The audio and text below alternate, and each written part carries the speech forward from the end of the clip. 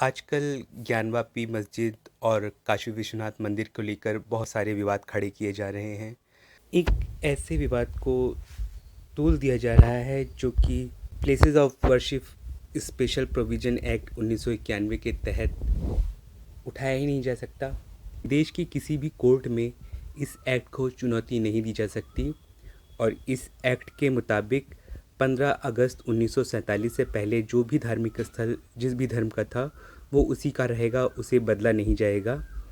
और अगर कोई इस कानून का उल्लंघन करता है तो उसे 1 से 3 साल तक की जेल और जुर्माना हो सकता है। क्योंकि बाबरी मस्जिद का केस 1947 से पहले कोर्ट में चल रहा था, इसलिए केवल बाबरी मस्जिद के मामले को इस कानून से बाहर रखा गया था। पर ज्ञानवापी समेत देश भर के प्रार्थना स्थलों को इस कानून द्वारा सुरक्षा प्रदान की गई है। आज जामा मस्जिद ज्ञानवापी में वीडियोग्राफी कानून का उल्लंघन है और केवल देश के सांप्रदायिक सौहार्द को ख़राब करने की कोशिश मात्र है। चलिए हम आज ये बात करते हैं कि जिस तरह से प्रचार किया जाता है कि औरंगज़ेब या किसी भी मुस्लिम राजा ने हिंदू मंदिरों को तोड़कर उस मंदिर के ऊपर अपनी मस्जिद बना ली, क्या इस्लाम के अनुसार ऐसा हो सकता है? क्या किसी तोड़े गए मंदिर पर इस्लाम के मुताबिक मस्जिद बनाई जा सकती है? कुरान की सूरह तौबा की आयत 107, 108 में अल्लाह ने नबी सल्लल्लाहु अलैहि वसल्लम को ये हुक्म दिया है कि ऐसी मस्जिद जिसको बनाया ही कोई विवाद पैदा करने के लिए गया हो, उसमें आप हरगिज़ खड़े न होइए, बल्कि जिस मस्जिद की बुनियाद पहले दिन से ईश परायणता पर रखी गई है, उसी मस्जिद में आप इबादत कीजिएगा। हदीस में आता है कि ये मस्जिद जिरार, जिसके बनाने का मकसद मुसलमानों में आपसी मतभेद पैदा करना था, नबी सल्लल्लाहु अलैहि वसल्लम ने इस मस्जिद को नष्ट करने का आदेश दिया था। और यहाँ से इस्लाम में एक कानून बना कि मस्जिद बनाने के लिए ऐसी प्रॉपर्टी का चुनाव किया जाना आवश्यक है जिस पर कोई विवाद ना हो। इसलिए इस्लामी कानून इस बात की भी कतई इजाज़त नहीं देता कि किसी की ज़मीन पर जबरन कब्ज़ा करके कोई मस्जिद बनाई जाए। तमाम मुस्लिम उलमा व फ़ुक़हा की राय में कुरान व हदीस के कानून के मुताबिक किसी भी नाजायज़ कब्ज़े वाली ज़मीन पर मस्जिद बनाना जायज़ नहीं, चाहे वो ज़मीन किसी मुस्लिम की हो या गैर मुस्लिमों की। इस्लामी इतिहास में इस विषय पर बड़े स्पष्ट उदाहरण मौजूद हैं कि अगर इस्लाम को कम जानने वाले किसी नए बने मुस्लिम ने किसी विवादित स्थल पर मस्जिद बनाने की कोशिश भी की तो ज्ञानवान मुसलमानों ने उस मस्जिद का अस्तित्व मिटाकर कड़ा संदेश दिया कि ऐसी मस्जिद बनाना इस्लाम में पूरी तरह प्रतिबंधित है। इस्लामी इतिहास में मिलता है कि पैगंबर सल्लल्लाहु अलैहि वसल्लम के विश्वस्त साथी हज़रत उमर इब्न ख़त्ताब रज़ी अल्लाहु अन्हु से एक बार मिस्र की एक गैर मुस्लिम बुढ़िया ने शिकायत की कि उसके मकान को तोड़कर ज़बरदस्ती गवर्नर अबुल आस ने मस्जिद में मिला लिया है। शिकायत सही पाए जाने पर हज़रत उमर रज़ी अल्लाहु अन्हु ने मस्जिद का वो हिस्सा तोड़कर उस बुढ़िया को उसका मकान वापस बनाने के लिए दे देने का हुक्म दिया।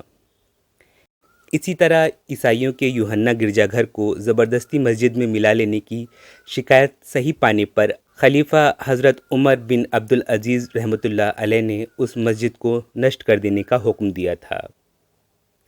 आगे आने वाले तमाम मुसलमानों के लिए मस्जिद बनाने के संबंध में ये कड़े नियम मिसाल के तौर पर लिए जाते थे।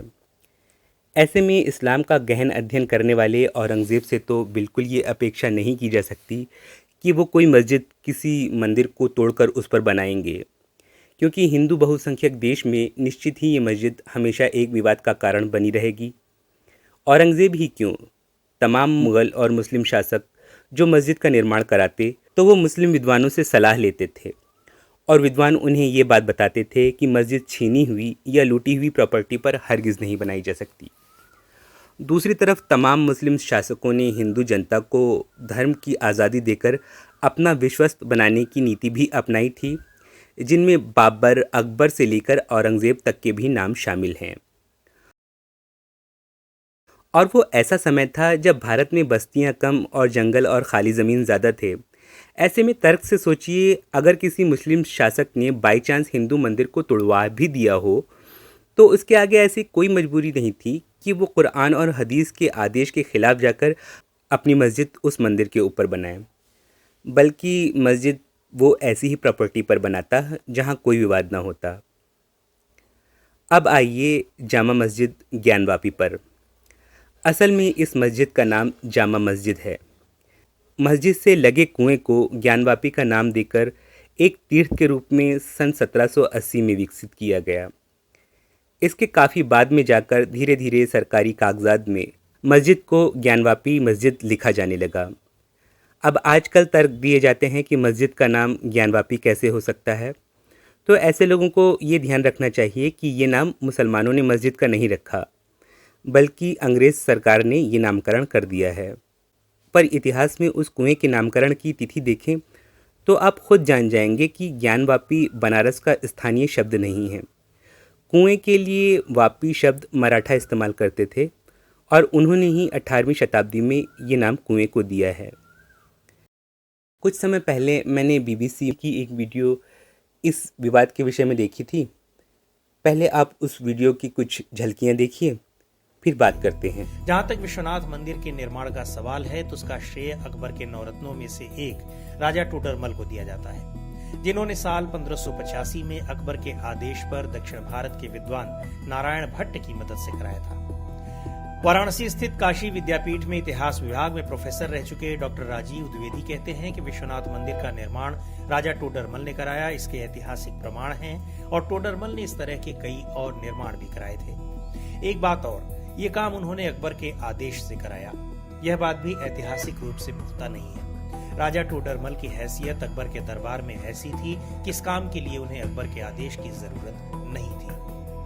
प्रोफेसर राजीव द्विवेदी कहते हैं कि विश्वनाथ मंदिर का पौराणिक महत्व तो बहुत पहले से ही रहा है, लेकिन बहुत विशाल मंदिर यहाँ उससे पहले रहा हो, ये इतिहास में प्रामाणिक तौर पर कहीं दर्ज नहीं है। यहाँ तक कि टोडरमल का बनवाया मंदिर भी बहुत विशाल नहीं था। जुमन इंतजामिया मसाजिद के संयुक्त सचिव मोहम्मद यासीन कहते हैं कि आमतौर पर यही माना जाता है कि मस्जिद और मंदिर दोनों ही अकबर ने साल 1585 के आसपास नए मजहब दीन इलाही के तहत बनवाए थे, लेकिन इसके दस्तावेजी साक्ष्य बहुत बाद के हैं।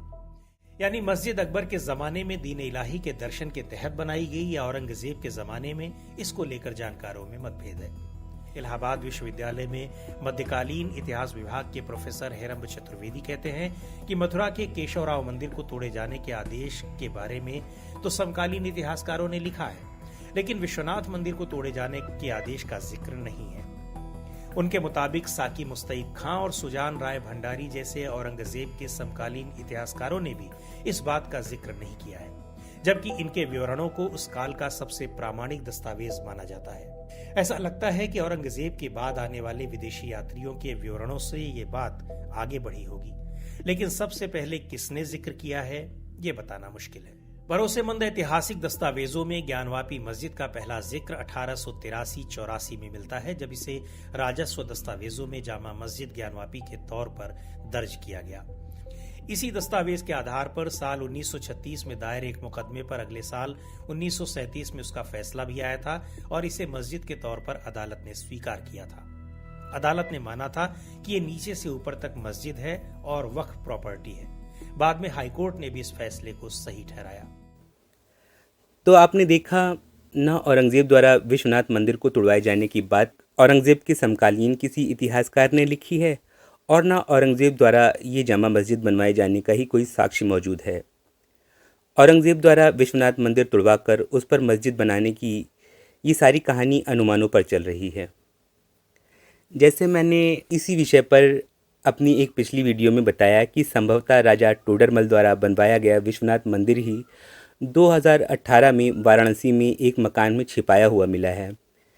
इसी मंदिर को देखकर मराठा महारानी अहिल्याबाई होलकर ने इस मंदिर की प्रतिकृति इस जामा मस्जिद से सटाकर इसलिए बनवाई थी क्योंकि अंग्रेज़ों के बनारस पर अधिकार कर लेने के बाद से ये कहानियाँ मशहूर कर दी गई थीं कि विश्वनाथ मंदिर के भगवान शिव ने खुद को शीतल करने के लिए खुद ही मस्जिद के कुएं में डाल लिया था, और जहाँ भगवान का वास है वहाँ भगवान का मंदिर होना चाहिए, इसलिए मराठा रानी ने मस्जिद के पास भी मंदिर का निर्माण करा दिया।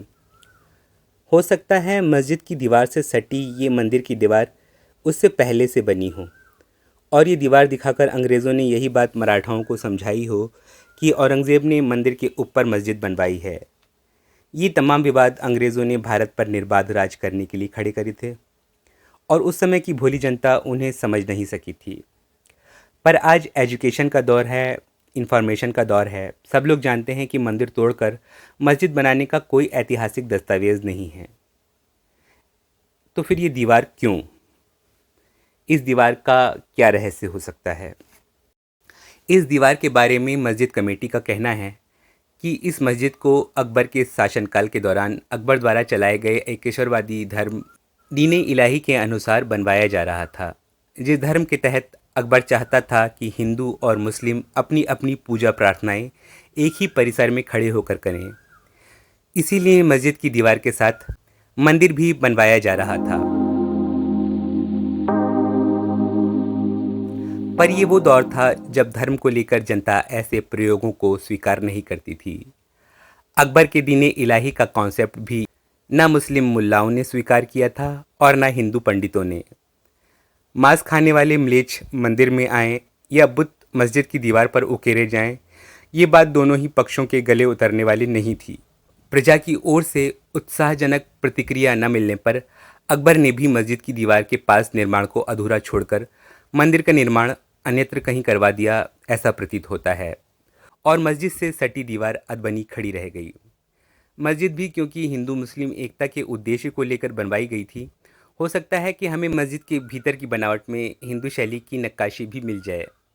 शायद इन्हीं चीज़ों से बाद में अंग्रेज़ों को अफवाहें उड़ाने का मौका मिल गया।